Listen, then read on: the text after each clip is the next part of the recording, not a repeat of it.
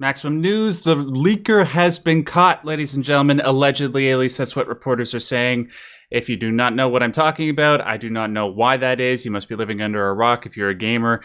If you'll recall last week's episode, or if you've just been on the internet generally, you will have known that GTA 6 had arguably maybe the biggest leak in the history of gaming.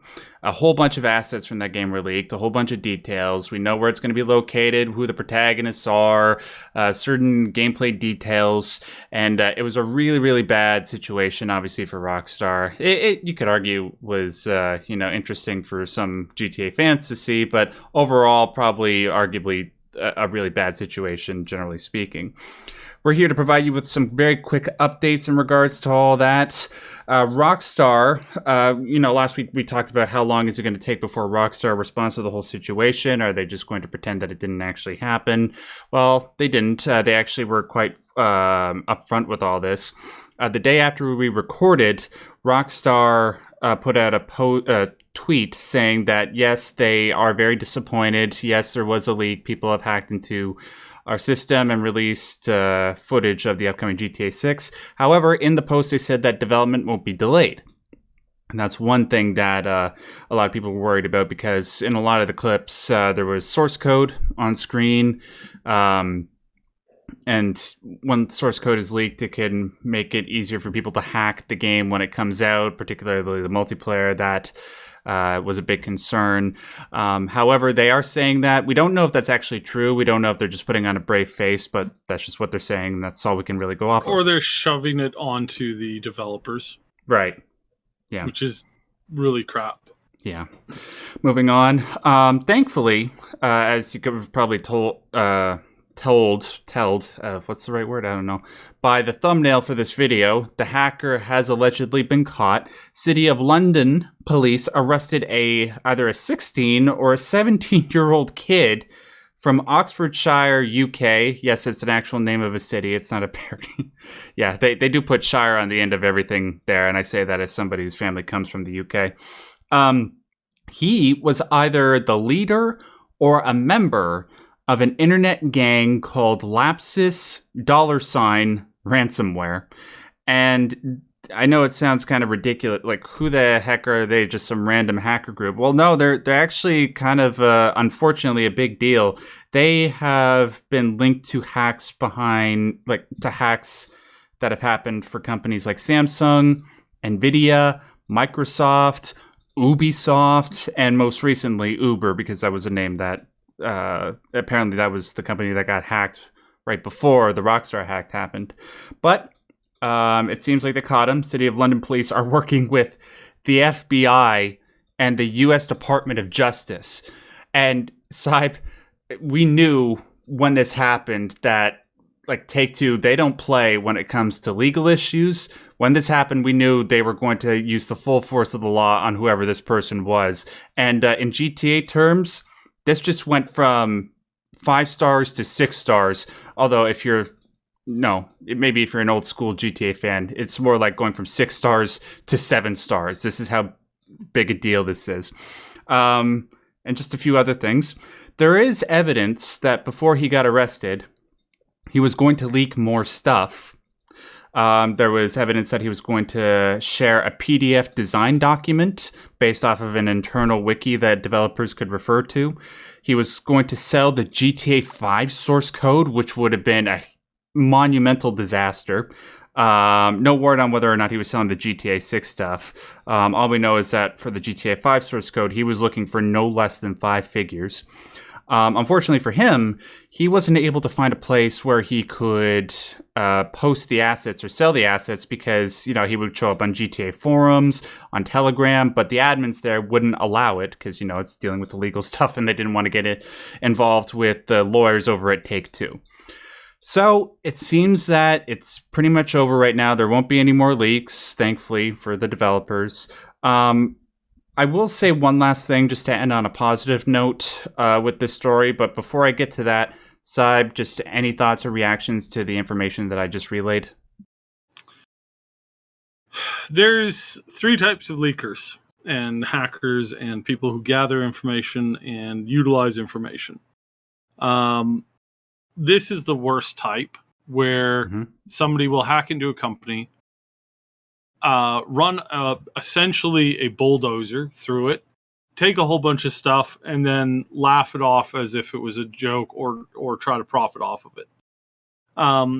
It hurts the company. Sometimes these companies are, garbage companies that don't have any care or concern for their user bases at all. Yep. And they will lie about things just as bad as this to make a profit, or to obfuscate blame. And they're not good people. Yeah. But that doesn't mean that that you can go Robin Hood on their butts. Right. Because in that particular case, you're not being a Robin Hood. You're not giving to the poor. You're not bringing justice. You're not scrambling their microtransaction code and leaving all the other code in the game free so that people can just play the game. That's not what's happening here. Is you're intentionally damaging the product so that you can profit. That's one kind of leaker. The other kind of leaker we're going to talk about a little bit is a leaker who gets stuff, releases stuff for clout, for fame, for power, for prestige, regardless of whether that information is actually helpful to the community or not. In some cases, it's actually damaging to the community, again, like we're going to talk about in a minute here. And then the other kind of leaker is what we've done here, where we've talked about particular aspects of games, particular things, used a heavy dose of speculation and some inside general information that is we're not getting chased down by lawyers. And in fact, sometimes we go, hey, we heard this. We want to talk about it. And they know that it's already out. They know that other people are going to talk about it. So they say, okay, go ahead and talk about it. Please don't say this thing or this release date, because those are unconfirmed and we're not sure if that's going to, make it into the product. And that, again, that goes with the territory of the industry. And the same thing happens in the film industry. Same thing happens in the music industry. Same thing happens in any entertainment industry. It's all part of the same thing. And that kind of a system it could be annoying at times, but typically it's seen as a good thing. And it's the reason why people who talk about particular games and say, we heard from another source that this is something that you're going to be hearing and seeing in the future game. That's called hype. And we're not as on the hype train as we used to be, because we've been let down so much. And it's backfired in the sense of helping to build community and stuff like that. And it's their own fault. We never tried to overhype anything. We tried to always be confirm rumors. Here's what's going on, just general things. But we never were oh yeah, the game's launching at such and such a date before the announcement, because those things hurt the game. Those things hurt you. They hurt everybody. They can cause problems for the developer studio, all that kind of stuff. So this guy and these hackers, there's a lot better things that they could be doing that would actually be far more profitable. And I would hope that they learn from this and do those things that are way more profitable, way more fulfilling, I might add, and fun, and stop doing things that hurt just the developers. I get it. You got your thing, you got your bent, you got your thing, and no beef with that. But there's a lot better things you'd be doing with your time. Yeah, but unfortunately, these types of people, they don't really seem to adhere to any semblance of morality. They're sort of like a negative version of Big Boss's Outer Heaven from Metal Gear Solid, where they'll just do it for profit. There's more. You said there's more profitable ways and better ways of going about this, but I mean, from what I understand, and correct me if I'm wrong, guys, but when I was doing my research for this, the leader of this hacker group, he managed to garner a fortune of about 14 million pounds just doing what he's doing. That's a lot. Yeah. That's close to 22 million USD, something like that. 20. I mean, I'm not suggesting anything, but if you guys want to hit a better target, I'm told the security around certain drug lords' money is a lot less secure than it is. And I mean, Right. I'm not saying, steal from the drug lords and not from, legitimate businesses that are trying to provide something to a public entertaining audience. But there is more to be gotten from that. Yes, it's a little bit more dangerous, but it's, just a suggestion, just one of your many projects you could take on, maybe, whatever country they might be from. Just to cap off this story on a positive note, one thing that was really upsetting me, one thing that we often do, even though we're not big fans of Take-Two, the organization, and I'm increasingly becoming less of a fan of Rockstar with the way they've been handling things, there's a difference between the leadership of those companies and the developers. We tend to respect the developers quite a bit. And one thing that was really upsetting me when all this footage got leaked is how people were pointing to it and saying, God, it looks terrible. It looks like a really crappy Ubisoft game.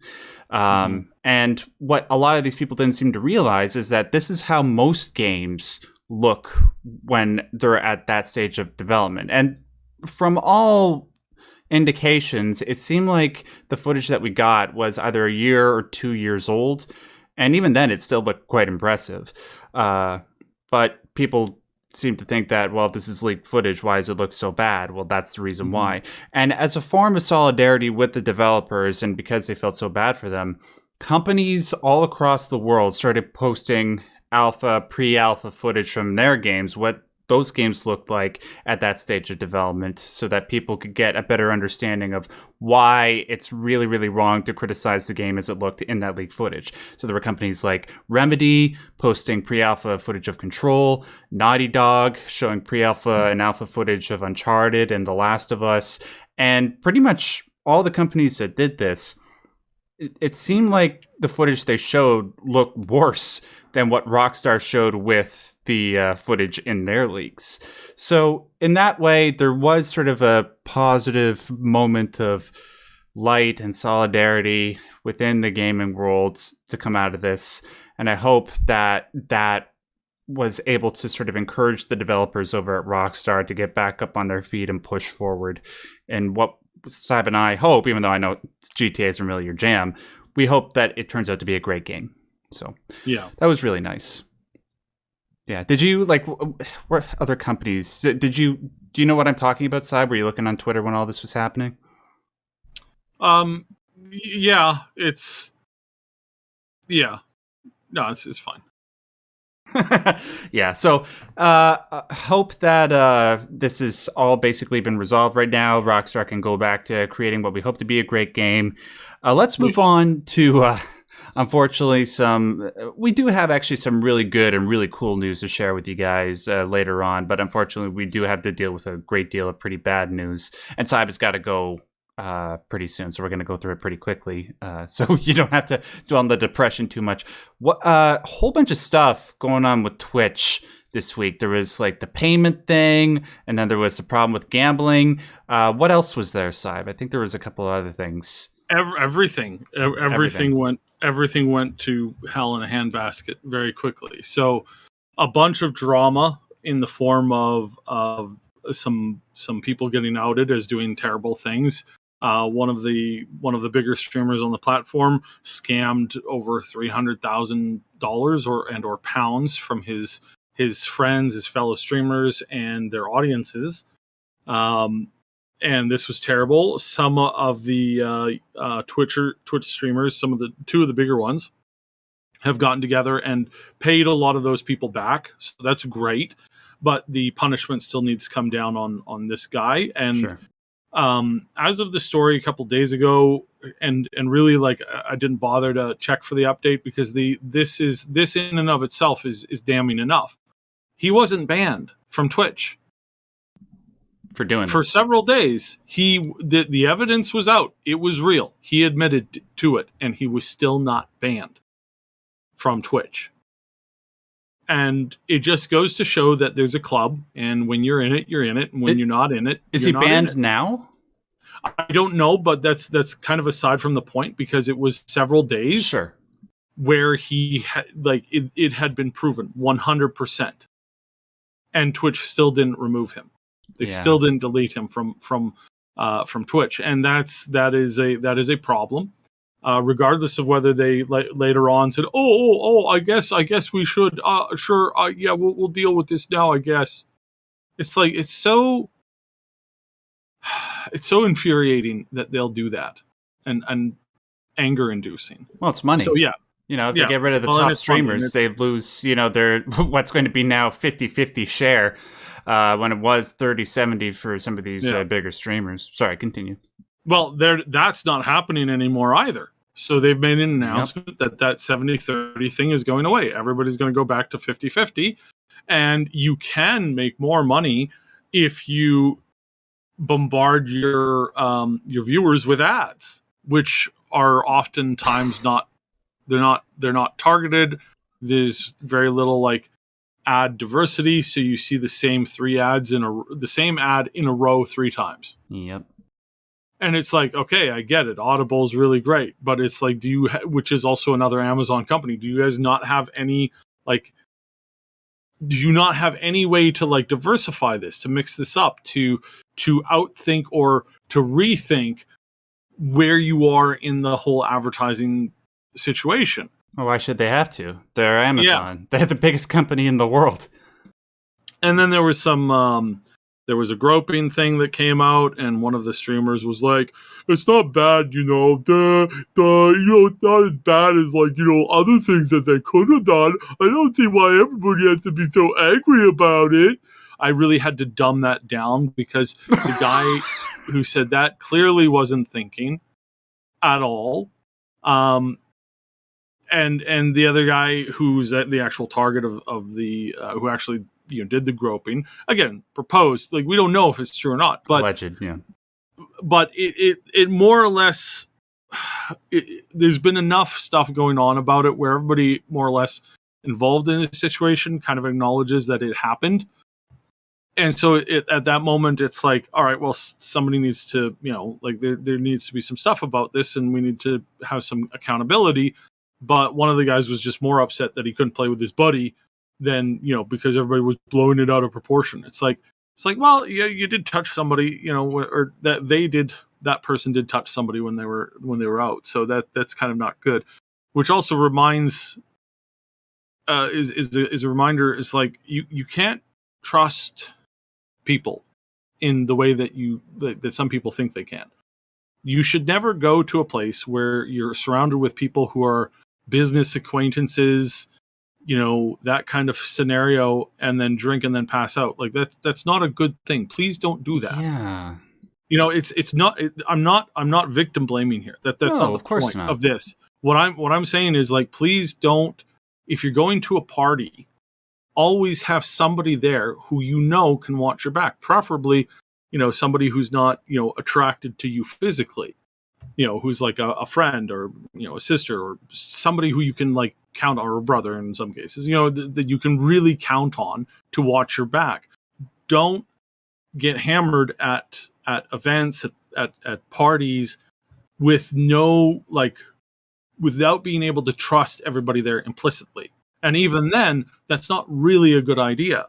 Not if there's people who are going to see something like that happen and then not say anything or not push for punishment. And again, that's not victim blaming. That's a problem with culture, basically, and we have to fix that.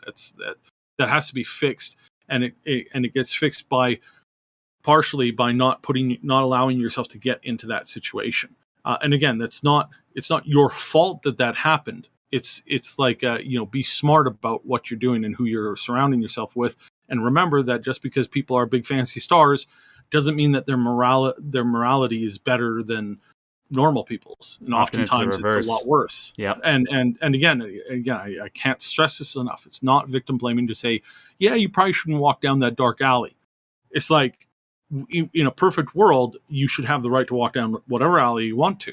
But in cases like this, you can't trust people who, are essentially professional liars or don't really have control over themselves. It's like, please find a buddy to, keep, always have that. I am always the DD for whenever we would go out for anything. Whenever we go out for anything, I am always the DD. Yeah. And I am always keeping an eye on everything as sharply as I can, because people do really dumb things when they're drunk. So always have that DD. It's not victim blaming. Everybody should have, if you're an organizer of an event, you should always have at least like 5 or 6 DDs per like 20 people, and then increase it from there going up, because people do dumb things. They're like, hey, let's like run across a freeway whilst drunk. I've seen this happen how many times, and it's like, no, how about no, sit down. Stop being an idiot. Running across a freeway is not actually a good idea. That is a terrible idea. So stuff like that, it's really, like, again, this is all happening on Twitch right now. This is just one of dozens of stories that are all exploding all at the same time, and it's literally, everything's literally going insane. It's hell for Twitch. If the thing is, I've seen some of these popular streamers on Twitch, talk about all this and talk about whether or not they would move to a different platform, YouTube being one of the main ones. The only thing that's sort of preventing them from doing that, even though a lot of them kind of want to, is that the punishment for like playing 10 seconds of copyrighted music on YouTube is far greater than it is on Twitch. And if you happen to do that once or twice on YouTube, it can really hamper your ability to make a living. Whereas on Twitch, it's actually easier to do that. So I don't know. I wonder if that one singular factor is going to sort of make everything that's been happening with Twitch over the next little while go away. I don't know, maybe the 50-50 split thing is going to be a sticking issue. We'll have to see. We will have to move on, though, unfortunately, just because of the time constraint that I mentioned before. Yeah, it's a mess. It's a complete mess. Yeah. So Real Insider, what's he's making up lies about Silent Hill? So the Real Insider was a YouTuber, or was a guy who, or person. It was an unknown person who was posting a whole bunch of leaks about a whole bunch of games, and it was really damaging leaks, what we talked about earlier, where there's people who do it for money, there's people who do it for clout. This guy was doing it for clout. He was doing it, and this is, he came out and said, I did this for clout. I wasn't doing a healthy thing. I was addicted to the rush. And this is stuff that didn't really ever help anybody. It wasn't positive hype. It wasn't controlled hype. It was like, hey, I'm going to spoil something. Boom, there you go. Now it's ruined, or it's wrecked, or this release date is announced ahead of schedule, or these details, or other stuff. Really bad. Turns out the guy's named Dan Allen, and he's a YouTuber. And it started by him forgetting to log out of his account on I believe it was Twitter. This is why you don't have secret Twitter handles. Yeah. This is not good. I have 2 Twitter handles. One is for the company, so it's not really mine. And then I have one that's kind of my personal one. I don't have any other ones other than that. And you're not supposed to. We have ours that we run for the channel, and then we have my own personal one. I don't really do a lot on my personal one. I don't think I've even checked it out in the last year. But this guy forgot to switch. He answered a comment as the leaker, and people started putting 2 and 2 together. He deleted it pretty quickly, but it was too late, and other things started to get cross-referenced and checking out, and sooner before he knew it, he was outed. He was exposed. Turns out it was him all along. He had had certain negative relationships with people, and they came out to dance on his proverbial grave. So everything ended up going sideways. Nobody knew it was him. A lot of these bigger companies had been giving him this leeway, extra information, all this kind of stuff, and he exposed himself, and that is not good, because he is now in legal hot trouble because he did sign a lot of NDAs. Yep. Yeah. So Thanks for staining, game YouTubers with a ugly brush again, you absolute cad. So yeah, congratulations. Yeah. Well, he's out now, and I'm sure he's going to be having a lot of lawyers talking to him soon. Yeah, and no way he's ever going to be able to get back to making a career out of this. It sort of upsets me, because I look at his YouTube channel, and before all this was happening, he had around 200,000. I have at the moment 271,000, and I have never had the privilege of being able to get this type of information from big developers, which I would appreciate in regards to some franchises that Dan Allen was lying about. He alluded to having special information when it comes to Metal Gear Solid and Silent Hill, which, people who know anything about me know that those franchises are my lifeblood. He lied about them, but I would like to have something like that. But people like him have now made it even harder for companies to be able to trust people like me with that type of information. So thanks a lot, Dan. I hope that you do get the help that you need, that at some point, you don't just say that you're sorry just because you got caught, but that you actually do feel sorry, and put all this stuff behind us. All right. Moving on to the next one. Star Citizen. We talk about this little game. I say little facetiously. For the past decade. Yes. Yay! Almost a decade. Remember, Star Citizen, this game got crowdfunded at the tune of $2 million back in October 2012. Well, It's almost October 2022. We're in September right now. And the game is still in alpha.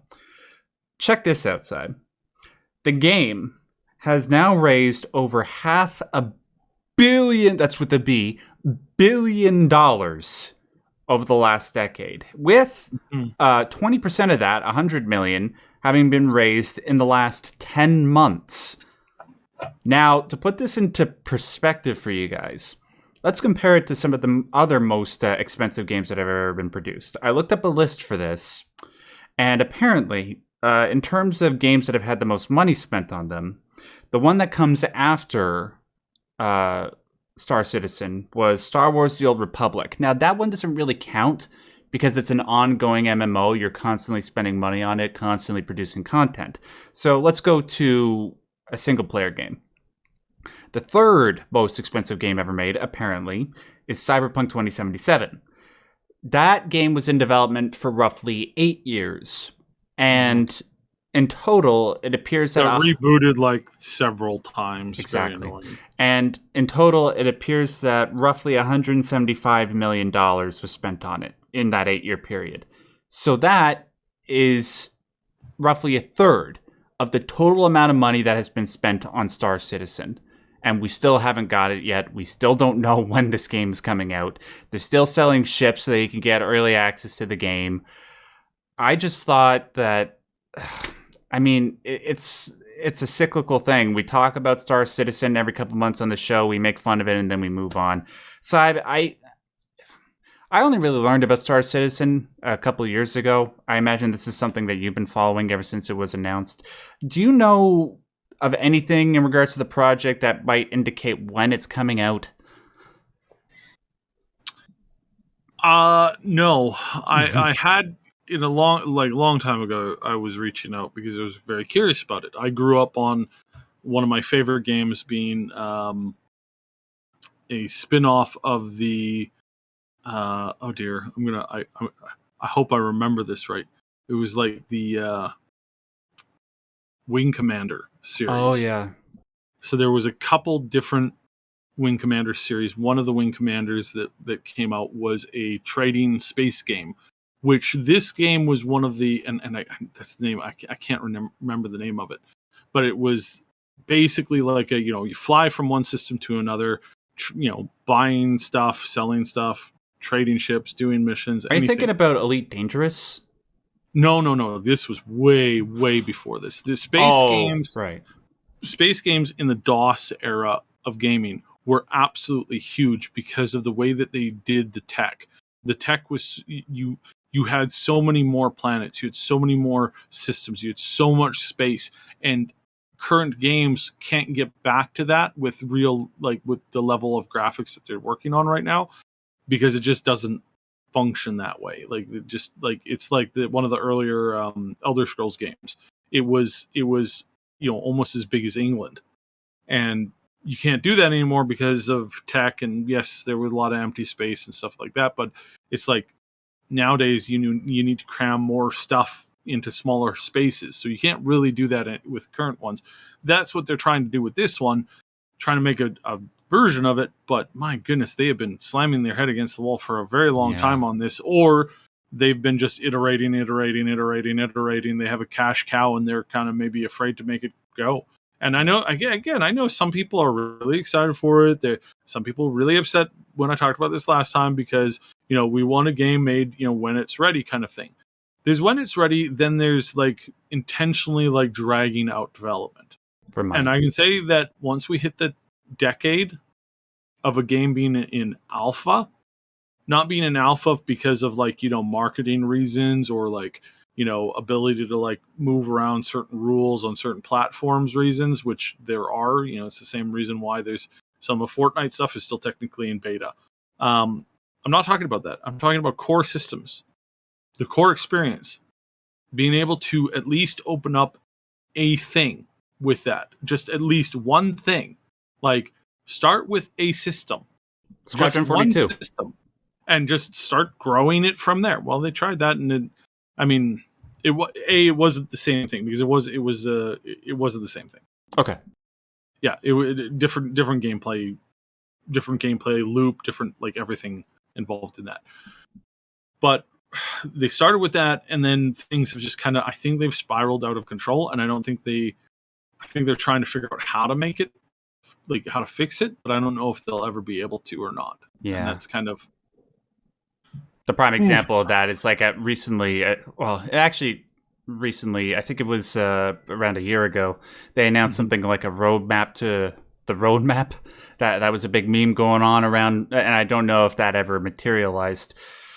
Look, I fully agree with everything that you said, Syb, about like at this point, 10 years on, still in alpha, $500 million. It's ridiculous. I will just add one little thing onto that, though. I do get why it has made that much money.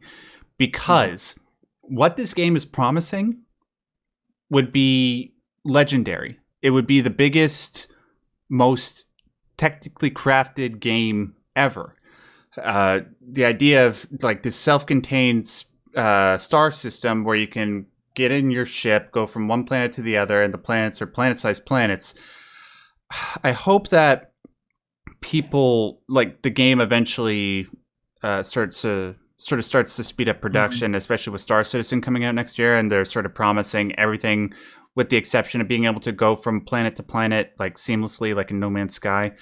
And then when they offer that, they might be a significant competitor to Starfield, but that we'll have to see if anything comes out of that when I'm getting them mixed up in my head. Starfield releases next year. Yeah, so Starfield's releasing next year. We'll see what Bethesda brings to this market. It's not as seamless as some of these other games. It's what some of these other things are trying to get themselves to become. Right. And really, I really think that for the game that Star Citizen is trying to make, I think they just didn't have all the tech and they didn't have all the technology they needed to make this what they wanted it to be. What they wanted it to be, they were a little too ahead of it. And so maybe they're just waiting. Maybe they are, spending that money into developing technology that can run with this. And make things maybe, maybe they're getting closer to that break point. I certainly don't want it to crash and burn. Of course. I certainly understand everybody's like, we want a finished product that actually works. Because if this becomes what it becomes, you could potentially talk about like this is your only game that you will ever play ever again. Like maybe that's a little bit short-sighted, but I do understand some people's desire to have this be like the perfect thing so that they never have to play any other game ever again. And they can literally spend their life building a second life, essentially, shouting out Second Life inside this game, and then at some point it'll go into full VR, and then at another point, some point down the road, it'll go into full dive, and then by that time, you don't retire to a retirement state. You retire by putting your head into a bottle and hooking yourself up into this game so that you can just live forever in the game. I get that. I do. I really do. But we also have to be realistic in the sense that they should be putting out something that is a representation of what they're attempting to do. Absolutely. Yeah. I hope. And then, build upon it from there. Make it sort of like, I hate the term live service, but at this point, it kind of needs to be, just so that way they can make sure that they do have the money continuing to come in and that this project does eventually reach some state of completion. All right. Moving on to, speaking of anticipated games, one of my most anticipated games is Hellblade 2: Senua's Saga. The sequel to 2017's Senua's Sacrifice, probably one of the most underrated games I've ever played, at least in the last 10 years. Coming from Ninja Theory. There was a slight bit of controversy. It's all cleared up now. I just felt, both Syb and I felt compelled to just talk about it, just to make sure that anybody who listens to us, they don't get the wrong idea. There is this company called Altered AI.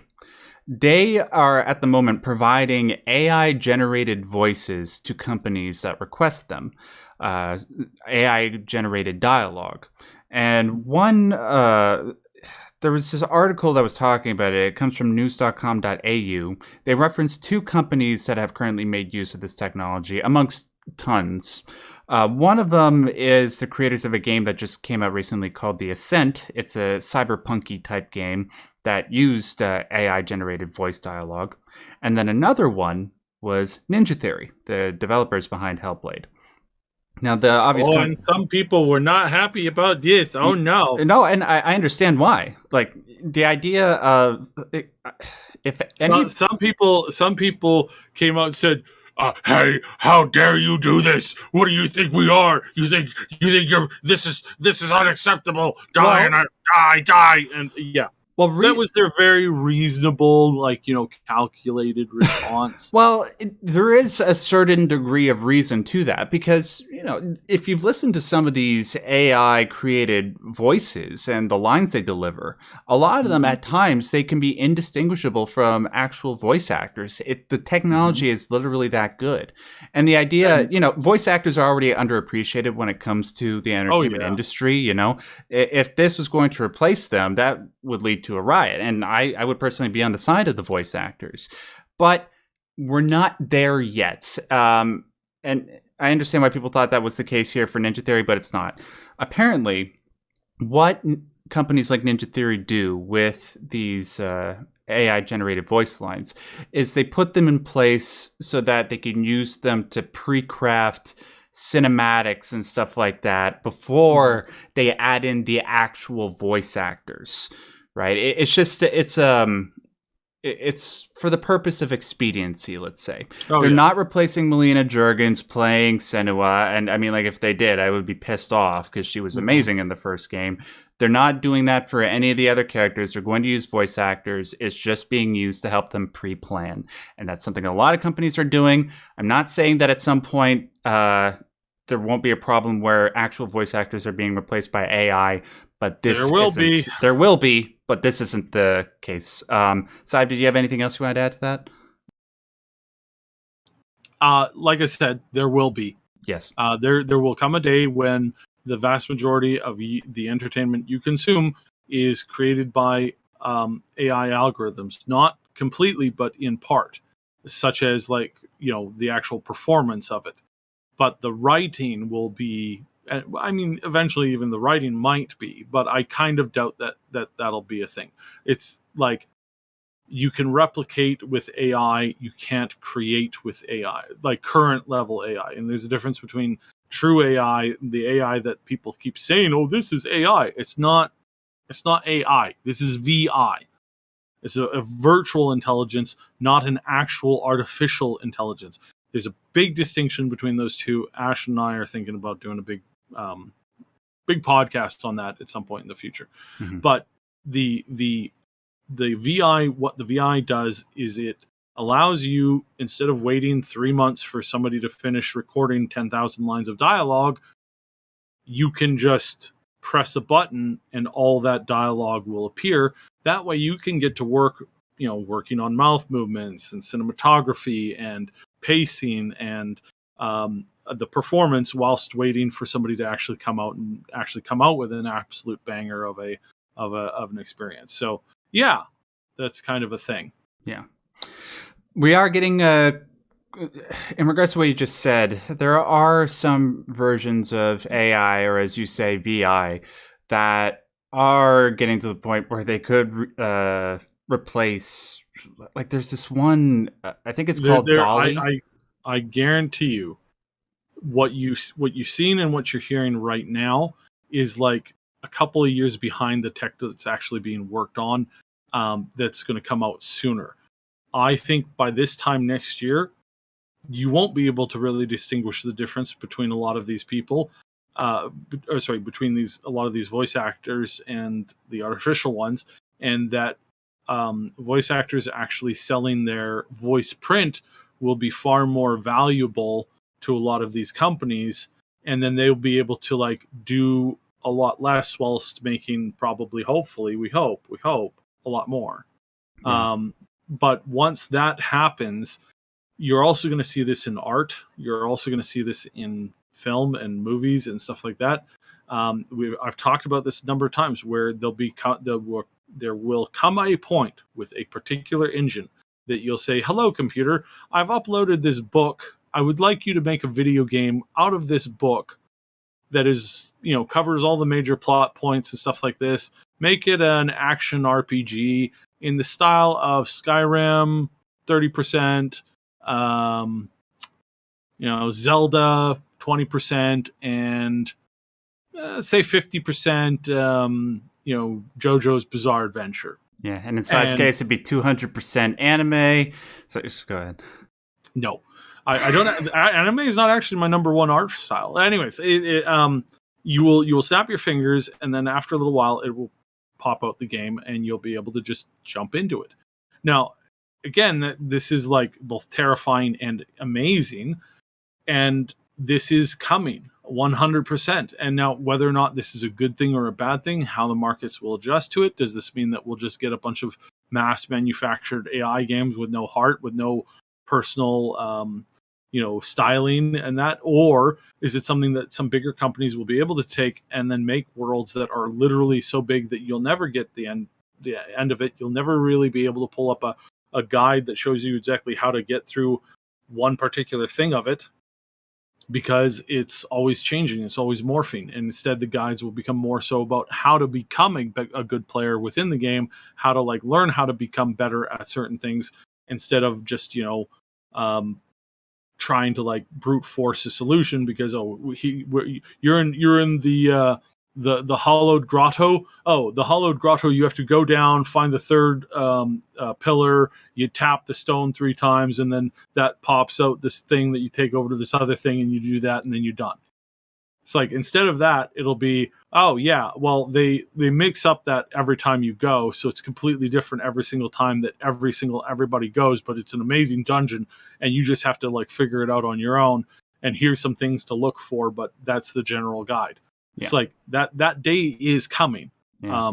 Well, provided we don't nuke ourselves back into the Stone Age. But yeah, the day is coming, and tech like this, it has to be utilized responsibly. And I think what they're doing here is a responsible usage of it. It's not actually a bad usage of it. So yes, absolutely agree.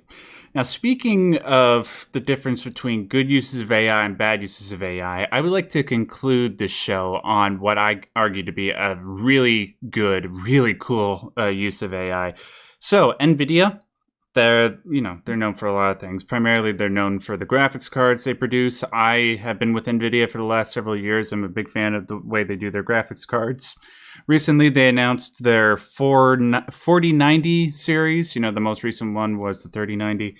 And they did this announcement online. But alongside that announcement, they showcased some of the technology that they're working on. There is this new program that they're going to be introducing soon that is used with a pre-existing program, I think, called Omniverse. And this tool is called RTX Remix. Now, check this out. What this program does, you can take a pre-existing game. The example that they used in their showcase was the Elder Scrolls 3 Morrowind, a game that came out like 20 years ago. What you can do with the PC version of this game is you can upload the assets from that game to this program called RTX Remix, and then the program will use AI to upscale the fidelity and the textures into something that looks on par with the graphics that we get with games today. With this showcase they showed with Morrowind, I'm not joking. When they put the assets from that game into this program, the assets looked like post-Skyrim quality. And I'm talking like modded Skyrim quality. And this is coming from somebody that has done his fair share of Skyrim modding, Oblivion modding, and most recently I actually modded Morrowind a bit. And even after modding Morrowind, it still doesn't look that great. This looks incredible. This here is the future. Syb, can you imagine like taking the assets from a game like Knights of the Old Republic, putting it into this, and what would come out of that? Or just whatever game you can think of. I am all for this. The only downside is that maybe it might intrude on some of the work that pre-existing modders do. But I think there's enough limitations with this technology that there's no replacing some of the original work that a modder can do. I'm very excited for this. Syb, what game do you want to see, put into this program? So many. Jade Alliance 2, that would be a great start. Jill of the Jungle, oh my god, that would be amazing. We could get in some of the older RPGs, some of the earlier Bethesda RPGs. That would be amazing. Half-Life 2. Like 2 or I mean even 2 or 1 really. We could literally like pick basically every lineup of like Mario or Zelda game. Literally everything. Literally everything. Like this tool, a good example with Mario. We've gotten a few remasters of Super Mario 64 over the years. There was the one for DS. There was the one that came out recently on the Switch. And, unfortunately, because the game is so old, it still looks blocky and the textures aren't, they don't have very high fidelity. And understandably so, it's from the N64 era. But what this tool seems to be suggesting is that if you put those assets into that program, it'll smooth everything out and bring everything up to a quality of like the modern day. And then you could get I'm speaking virtually, instantaneously get an ideal remake of a game like Super Mario 64. Yeah. That's what this seems to be. And I'm trying to say this without any exaggeration. Sorry, go ahead. But this will only work on certain games. Right. That have a way of the engine being able to read it. So, and one thing that I am seeing here is, I don't want everybody to freak out, but one of the things that I am noticing here is that it really helps the graphical fidelity, but it doesn't fix some of the texture issues. The blocky texture, corners, especially on curves and stuff like that, because the computer doesn't know, or maybe doesn't realize that they were trying to create a curve instead of multiple, right angle slats, essentially, or right. Sorry, not right angle slats, but angled slats that then create the optical illusion, back in the day of having a rounded thing when it's not actually a rounded thing. But will they be able to fix some of that? We'll see. They could smooth it out. I can say, as somebody who has used AI upscaling technology, I used it most recently on the Chrono Cross re-release for the PC. 90% of it looks breathtaking, but then there are certain textures where there's a black line along it because the AI clearly didn't know what to do. Yes, that will absolutely happen, and it can be smoothed out, but not so much that it can ever be removed. Despite that, that doesn't take away from my enthusiasm for this technology. Yeah. So I would highly recommend you guys check it out. We'll put a link to it in the description box below. They also showed a showcase of what this technology could do for the original Portal game. The ray tracing in that demo is off the chain. I'm definitely going to be downloading that for when Portal comes out. Guys, before we do all the usual housekeeping stuff at the end of the episode, I just want to ask you, what game do you think would make for good use of this technology? Please let us know in the comment section below. Syb, I know you got to go. Let's do this quickly. Thank you so much, everybody, for joining us. Make sure you hit the like button because that really helps us out a lot. Make sure you hit the subscribe button so that way you don't miss additional episodes of the Maximum News Show. We do episodes every single week. Syb, thank you as always for doing this with me. You want to tell them about the other channel real quick? Yeah, check out the Triple S League on the main channel, Triple S League on the YouTube and other places, and then also check out us on the Twitter. And if you want to check out my stuff on Twitter or on YouTube, just search Max Derrat. I'll put links to that and Syb stuff in the description box below. We out. Peace out. Stay yellow. Bye-bye. Goodbye.